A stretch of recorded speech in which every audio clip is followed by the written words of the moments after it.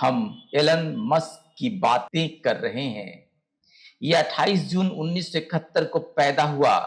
इब्तिदाई उम्र इसकी आम बच्चों की तरह गुजरी, मगर हम इसकी जिंदगी के डार्क साइड में झांकने की बजाय ये देखेंगे कि इसने बहुत ही कम मुद्दत में इतनी दौलत कैसे बटोर ली।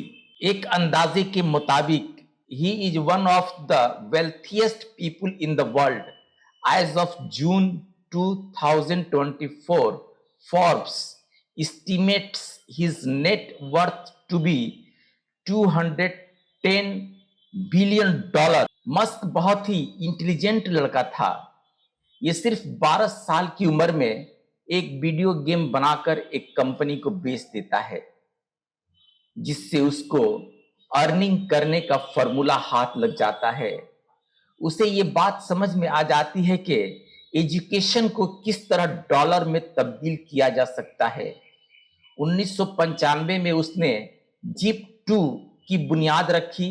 ये छोटी सी कंपनी ऑनलाइन न्यूज़पेपरों को मैप्स और बिजनेस डायरेक्टरीज फराहम करती थी। इसकी पॉपुलैरिटी इतनी हुई कि 1999 में कंप्यूटर मैन्युफैक्चरर कॉम्पैक कंपनी ने इसे $307 मिलियन में खरीद ली। इस तरह साउथ अफ्रीका में जन्मा हुआ बच्चा बिजनेस वर्ल्ड में अपना सिक्का जमाने लगा।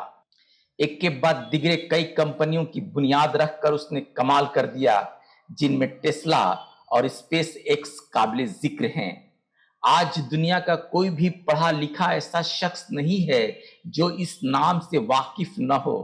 ये बंदा अब मरीख पर इंसान को बसाने की बात कर रहा है।